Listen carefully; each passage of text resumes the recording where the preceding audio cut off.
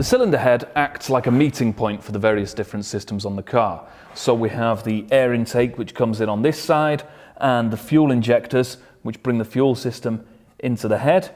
Then on the other side we have the exhaust, which is coming out here and is then taken out to the back of the car. And the ignition system makes its presence through the spark plugs, which fit into these holes. So just like with the block, we've got passageways with coolant and oil circulating around inside the head. If you have a look inside here through the thermostat intake, you can see passageways for the coolant, which flows around the tops of the combustion chambers underneath. With engines which have a V or a W-shaped layout or a flat layout, you'll have multiple cylinder heads. So there'll be a cylinder head for each bank of cylinders. So for example, in a V-shaped engine where you have two banks of cylinders coming up in a V shape, at the top of both of those banks would be a cylinder head. So there'll be two on a V-shaped engine. Let's have a look at how the cylinder head is made, the construction. So just like the engine block, the cylinder head is cast. It's a little bit more complicated than the engine block. The passageways inside here are more intricate and the cavities inside are more complicated. So they use what's called a loss foam method of casting, which is where they produce a sort of polystyrene version of this cylinder head, which is made up of layers of polystyrene sandwiched together and then glued together. And that polystyrene is then placed into a box, and sand is packed around and into all the spaces in there. Then molten aluminium is poured in, and that vaporizes the polystyrene completely and fills the cavity that's left behind.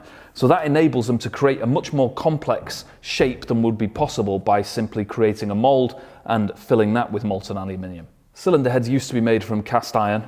Aluminium's really taken over in the last 30 years or so. It's by far the most commonly used material for these because it's much lighter and it also has a better thermal conductivity, so it conducts the heat away or conducts the heat faster from the combustion chambers and from around the valves, which gets extremely hot.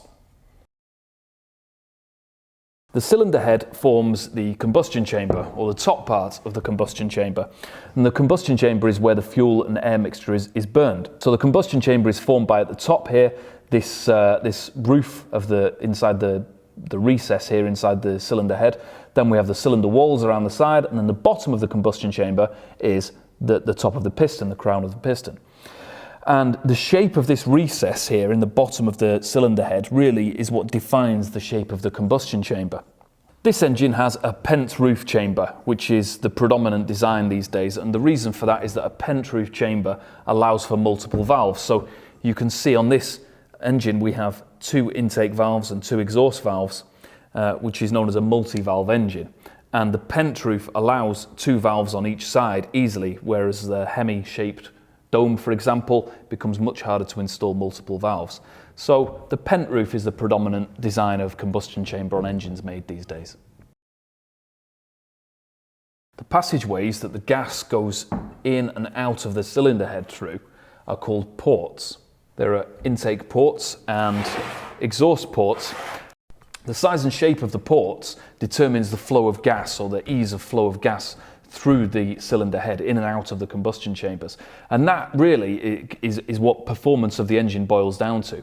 The amount and the speed at which you can get fuel and air into a cylinder and then exhaust gases out and then repeat that process. That's what gives you power and performance in an engine.